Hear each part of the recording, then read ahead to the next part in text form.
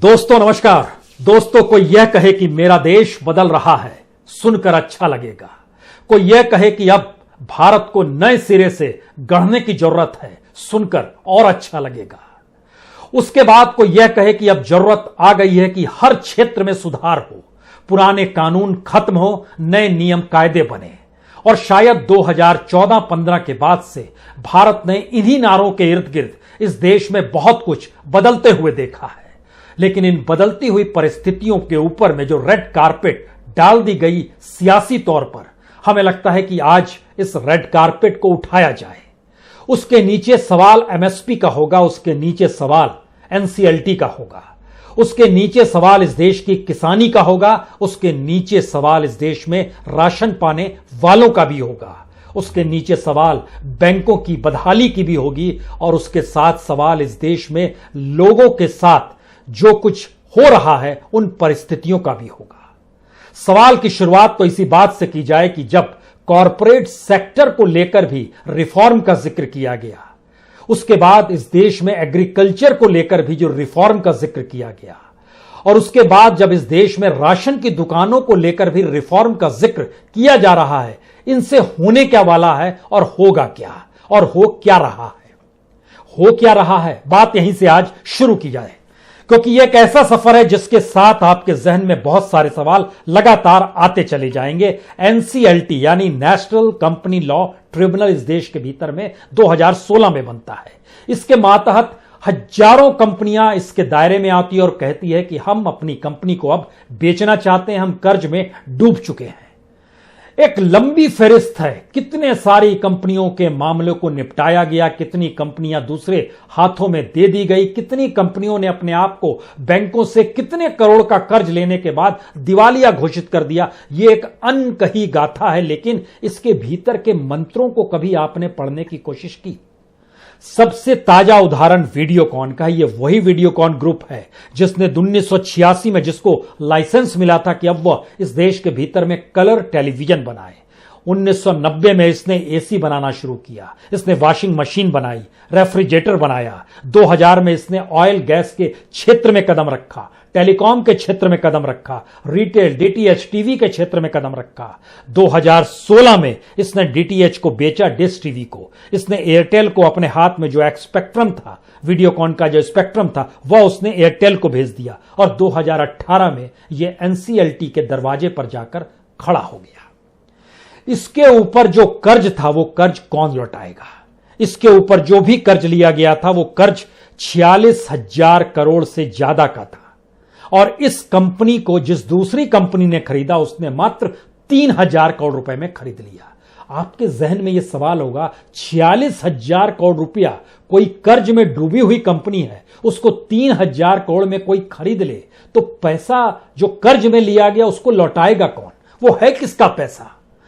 अब आप समझने की कोशिश कीजिए। जो कर्ज था उसमें एसबीआई से 10,994 करोड़ का लोन लिया गया, आईडीबीआई से 9,504 करोड़ का लोन लिया गया था, सेंट्रल बैंक से 4,969 करोड़ का लोन लिया गया, आईसीआईसी बैंक से 3,295 करोड़ का लोन लिया गया, यूनियन बैंक से 2,515 करोड़ का लोन लिया गया। यानी कुल मिला के जो 13 कंपनियां थी इनकी, वीडियोकॉन की, उसके मातहत जो कुल कर्ज निकल कर आया वो 57,000 करोड़ का था, और वो 13 की 13 कंपनियों को एनसीएलटी ने क्लब कर दिया, और उसको 3,000 करोड़ में अनिल अग्रवाल, उनकी कंपनी ट्विन स्टार टेलीकॉम्निक्स जो है, उसको उन्होंने हवाले कर दिया।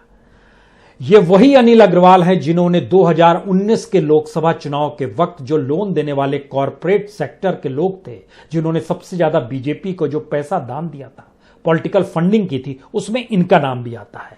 यह वही अनिल अग्रवाल है जिनकी नजर अब बीपीसीएल पर है।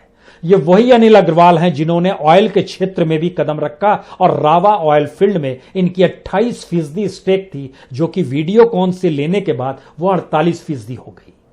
यह रावा इलाका जो है, ऑयल फील्ड का जो है, यह लगभग 14,232 बैरल हर दिन यह ऑयल जो प्रोडक्ट निकालता है वो पर डे का है। यानी इतना पैसा राइट ऑफ कर दिया गया क्या बैंक का? कर दिया जाएगा, वो एनपीए के दायरे में आ जाएगा, क्योंकि नई रिपोर्ट यह भी बता रही है कि इस कोविड के दायरे में होते हुए जो बीते 1-1.25 साल हो गए, इसमें एनपीए और बढ़ गया है, बैंकों का बैड लोन और बढ़ गया है। उसमें यह कंपनी वीडियोकॉन जो है, ये एक कंपनी है जिसमें इतने बैंकों से लोन लिया गया, पैसा नहीं लौटाया गया। दूसरी कंपनी का नाम आपके जहन में आना चाहिए, DHFL। इसका समझौता कुछ दिन पहले हुआ है, 2-3 महीने लगभग, ये मेरे ख्याल से जनवरी के महीने में इसका समझौता हुआ था। इसके ऊपर भी 90,000 करोड़ का कर्ज था, लेकिन इसको पिरामल ग्रुप ने जब खरीदा तो उसकी बोली थी 37,250 करोड़ रुपए, उसने ले लिया। अब आपके जहन में फिर सवाल होगा, ये कौड़ियों के मोल दे रहे हैं, 90,000 करोड़ रुपया जो था, इसको लौटाया गया नहीं लौटाया गया? क्योंकि इसने भी तो कई जगहों से लोन लिया गया था, नहीं लौटाया गया। यह कमाल का खेल है, क्योंकि इन सब के बीच आरबीआई नए नियम कायदे भी बनाती है, और जब DHFL की बोली लग रही थी तो उसमें ओक ट्री ने सबसे ज्यादा बिड लगाई थी, 38,400 करोड़ रुपए। नियम कहते थे जिसकी बिड सबसे ज्यादा होगी उसको कंपनी दे देनी चाहिए, लेकिन दी गई पिरामल ग्रुप को। उसके संबंध इस देश के सबसे टॉप मोस्ट कॉरपोरेट के साथ है, संबंधी के तौर पर, तो उसे ही दिया जाता, लेकिन बताया गया वो कैश ज्यादा दे रहा है। सवाल इसके बाद अगला यह शुरू हुआ कि इतने सारे कर्ज अगर उस पर थे तो ये कहां गए, इसको भी राइट ऑफ किया जाएगा क्या? और इसमें हमें लगता है कि जब इन बातों का जिक्र कर रहे हैं तो इस देश के भीतर में तकरीबन 21,000 से ज्यादा केस अभी भी पेंडिंग पड़े हैं, और अपने कार्यकाल में लगभग 914 कंपनियों का लिक्विडेशन जो है एनसीएलटी ने अपने तौर पर किया है। बड़ी बड़ी कंपनियां इसमें आपको जहन में आएगा Bhushan steel, Bhushan power, SR steel, Alok industry, Jyoti infrastructure, JP Infratech. इन बातों का हम जिक्र इसलिए कर रहे हैं क्योंकि जब एनसीएलटी जो सरकार द्वारा निर्धारित नियम कायदों से चलती है, वही जब राइट ऑफ करने की स्थिति में आ जाएगी और एक कंपनी से दूसरी कंपनी को ट्रांसफर कर देगी तो क्या होगा? इसका एक अद्भुत केस है रुचि सोया। रुचि सोया का जिक्र इसलिए क्योंकि मौजूदा वक्त में पतंजलि को लेकर बार बार जिक्र होता है। रुचि सोया 1985 में आई थी, लेकिन इसके ऊपर 12,000 करोड़ का कर्ज हो गया। 2017 में यह एनसीएलटी के पास चली गई, और उसके बाद 2019 में इसको पतंजलि आयुर्वेद ने खरीद लिया। कितने में खरीदा? 4,350 करोड़ रुपए। यहां पर एक सवाल और आता है, क्या वाकई 4,350 करोड़ किसी कंपनी के पास होता है, या इससे पहले जिन कंपनियों का हमने नाम लिया उनके पास भी होता है क्या? नहीं होता है। वह भी बैंक से ही कर्ज लेते हैं, यानी एक कर्ज में डूब गया बैंक से कर्ज लेकर, दूसरा उसको खरीदने के लिए बैंकों से कर्ज ले रहा है। तो 4,350 करोड़ रुपए में जो पतंजलि आयुर्वेद ने रुचि सोया को लिया, उसमें उन्होंने बैंक से जो कर्ज उठाया वो 3,250 करोड़ है। अब आप सोचिए कितने सस्ते में सौदे हो रहे हैं। ये पैसा कहां से आता है, कहां जाता है?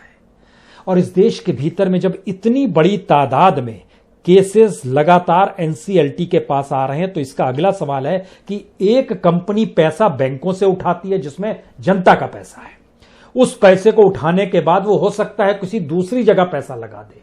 जिन कंपनियों का हम नाम ले रहे हैं उसके किसी भी कंपनी के प्रोपराइटर से अगर मिलिएगा, उसकी रईसी में कोई फर्क नहीं आया होगा, उसके पास आज भी चार्टेड होगा, 5 सितारा जीवन आज भी होगा, लेकिन वह दिवालिया है। और उसी कंपनी को एक दूसरी कंपनी खरीद रही है जो कि कौड़ियों के मोल खरीद रही है, और उसको खरीदने में भी मदद वही बैंक कर रहे हैं जो बैंक इससे पहले कर्ज देकर डूब चुके हैं। यह कौन सी सुधार की परिस्थिति है? इस सुधार के दायरे में हमको लगता है आज सबसे छोटी परिस्थिति का आपसे हम जिक्र ही कर दें, क्योंकि दिल्ली के भीतर बड़ा हल्ला है कि राशन को लेकर सरकार माफियाओं के साथ है। हमें लगता है केजरीवाल को राजनीति की समझ भी कम है, और शायद केजरीवाल पढ़ते भी कम है, या उनके मंत्रिमंडल में कोई पढ़ा लिखा शख्स नहीं है, क्योंकि उनको इस बात की जानकारी ही नहीं है कि राशन को लेकर जो नेशनल तरीके से इस देश में राशन का बंटवारा किया जाता है, उसी में परिवर्तन लाने की दिशा में सरकार बढ़ चुकी है। अब जब उसमें परिवर्तन लाने जा रही है, तो फिर अगर आप बीच में जो घर घर राशन पहुंचाने का जिक्र कर रहे हैं वो तो रुकावट पैदा करेगा। यहां सवाल माफिया का नहीं है, यहां सवाल यह है कि इस देश के भीतर में जो तकरीबन 23 करोड़ से ज्यादा राशन कार्ड हैं, लगभग 80 करोड़ लोगों को राशन का भोजन मिलता है। अगर ऐसी व्यवस्था हो जाए कि इस देश में राशन दुकानें बंद हो जाए, अगर ऐसी व्यवस्था हो जाए कि एफसीआई गोडाउन बंद हो जाए, अगर ऐसी व्यवस्था हो जाए कि पूरा सिस्टम सरकार कहे हम राशन नहीं, आपको सिर्फ पैसा दे देंगे और उस पैसे के आसरे आप बाजार में जाइए और सामान खरीद लीजिए, तो फिर वह पूरा सिस्टम चेंज होता है। इसीलिए सरकार ये राशन जो घर घर पहुंचाना, इसका विरोध करेगी ही।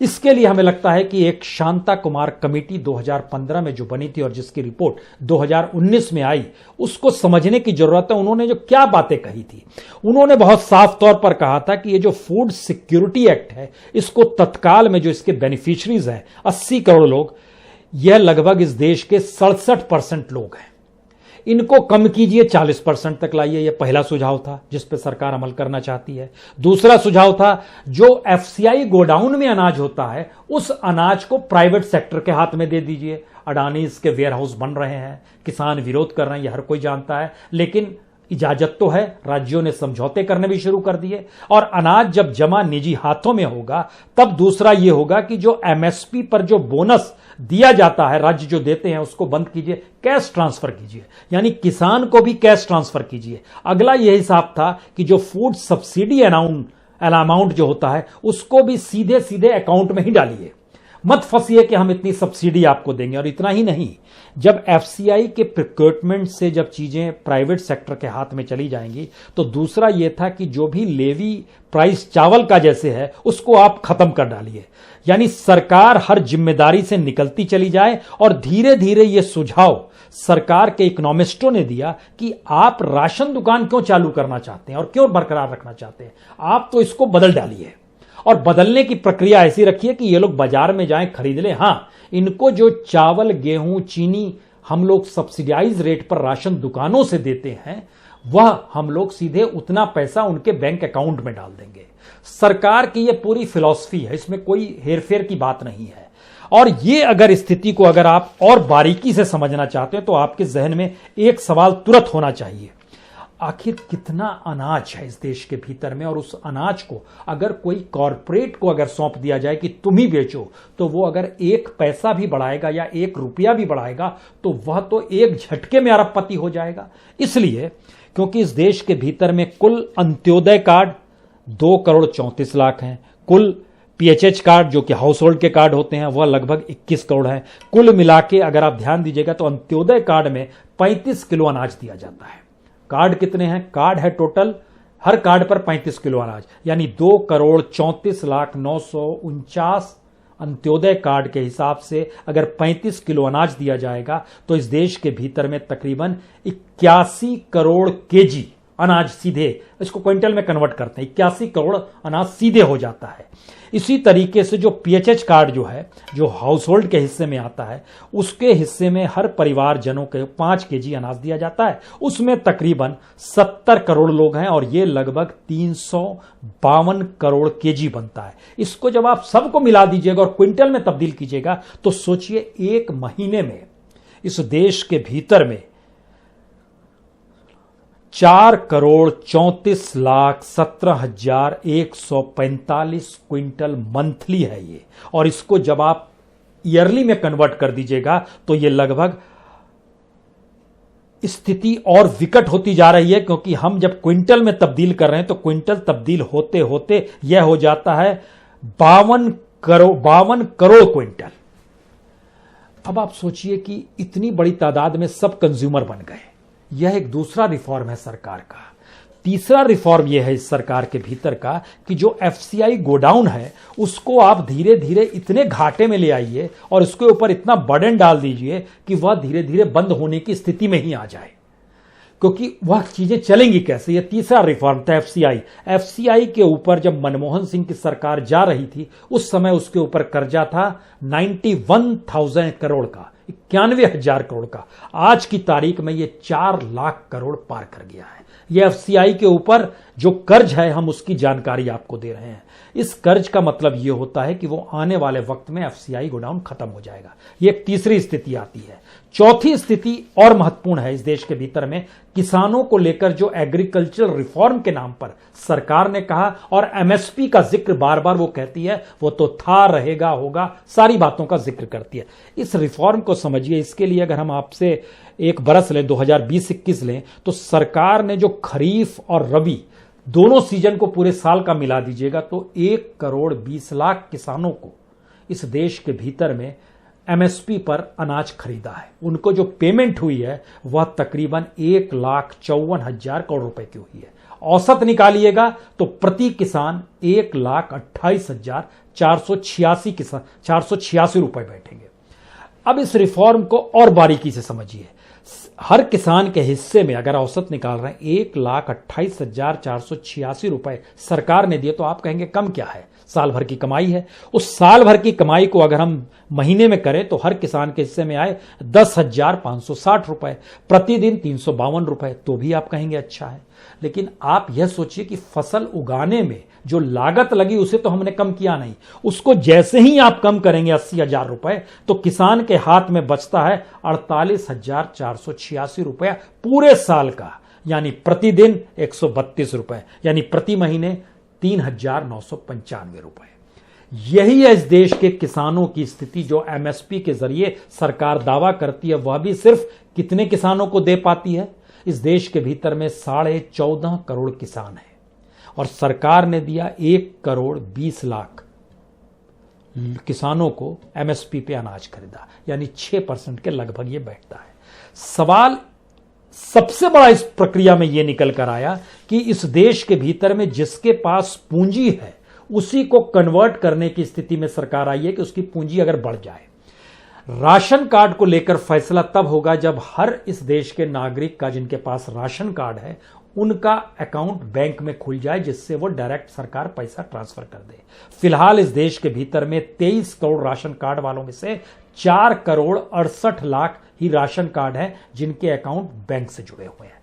बाकियों का अभी भी नहीं जुड़ा है, यानी तकरीबन 18 करोड़ लोग अभी भी बाहर हैं। सरकार यही चाहती है कि तेजी से चीजें इंप्लीमेंट हो और इस देश में हर चीज की कीमत हो, उस कीमत की एवज में उसको पैसा सरकार दे दे और पैसा देने की प्रक्रिया का ही आधार बैंक हो जाए और बैंक जो है सरकार के दिशा निर्देश पर चले, वह आरबीआई को दिशा निर्देश दे और उसी के जरिए जो पूरा कॉरपोरेट सेक्टर है हमारा, जिसके लिए एनसीएलटी बनाया गया, जहां पर हमने आपको जानकारी दी कि देश भर की 2,196 कंपनियों के मामले अभी भी पेंडिंग है और जिन 914 मामलों में लिक्विडेशन किया गया है उसके जरिए जो चूना लगा है बैंकों को वह तकरीबन 4 से 5 लाख करोड़ का है।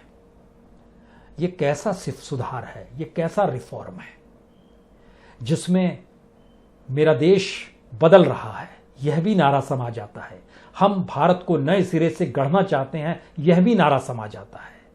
यानी रिफॉर्म की एक ऐसी परिस्थिति है इस दायरे के भीतर समझिए तो वाकई क्या वतन को चंद हथेलियों में सौंपा जा रहा है? क्या वाकई ऐसी परिस्थिति लगातार बनती चली जा रही है कि इस देश का कोई भी नागरिक इस देश की खनिज संपदा पर निर्भर ना रहे, बल्कि सारी खनिज संपदा, किसानी, फसल, प्रोडक्शन, मैन्युफैक्चरिंग, जो कहना है कह लीजिए, वो सारी चीजें कुछ लोगों के हाथ में रहे और उनसे लेने के लिए जो आपको पैसा चाहिए उसके लिए आप रोजगार करेंगे लेकिन रोजगार नहीं है, उसके लिए आप मजदूरी करेंगे लेकिन मजदूरी नहीं है मनरेगा के अलावे इस देश में कहीं, उसके अलावे आप कहीं पर वर्कर के तौर पर कहीं पर प्रोडक्शन करेंगे लेकिन उस प्रोडक्शन को खरीदने वाले लोग जब नहीं होंगे तो वह भी ठप हो चला होगा। तब आप एक व्यवस्था करेंगे कि सारी खनिज संपदा को लेकर अंतर्राष्ट्रीय बाजार में आप उसकी बोली लगाएं। आप कहेंगे ये कैसा है? आखिरी उदाहरण आपको दे देते हैं। भारत दुनिया का एकमात्र देश है जहां पर सबसे ज्यादा मौत दवाई ना मिलने की वजह से होती है, वैक्सीन ना मिल पाने की वजह से होती है, यानी मेडिकली इंफ्रास्ट्रक्चर कमजोर होने की वजह से सबसे ज्यादा मौत भारत में ही होती है। और भारत ही दुनिया का वो देश है जो दुनिया के बाजार में सबसे ज्यादा मेडिसिन, वैक्सीन को एक्सपोर्ट करता है। यानी प्रोडक्शन जो होता है भारत की जमीन पर, भारत के लेबर, भारत के मजदूरों के जरिए, वह विदेशी बाजार में बिकता है, वहां से पैसा आता है, उसके जरिए इंडस्ट्री चलती है। तो भारत के लोग कहां हैं? यानी इस पूरी की पूरी वो एग्रीकल्चरल रिफॉर्म हो या कॉरपोरेट रिफॉर्म हो या वो इकोनॉमिक रिफॉर्म हो या फिर इंडस्ट्रियल रिफॉर्म हो, इन सारी परिस्थितियों को अगर परखिएगा तो वह कंज्यूमर के लिए है, जो कंज्यूमर भारत के भीतर नहीं है, अंतर्राष्ट्रीय तौर पर वो कंज्यूमर है, उसके लिए ये पूरे रिफॉर्म किए जा रहे हैं। तो सरकार आपने अपने प्रतिनिधियों की जो भी चुनी, उन प्रतिनिधियों के रिफॉर्म के दायरे में एक नारा देशभक्ति का है, एक राष्ट्रवाद का है, एक सुधार का है। और सुधार का नारा, उसके हक में ना राष्ट्रवाद आता है, ना ही देशभक्ति आती है। सोचिए जरूर। बहुत बहुत शुक्रिया, बहुत बहुत शुक्रिया।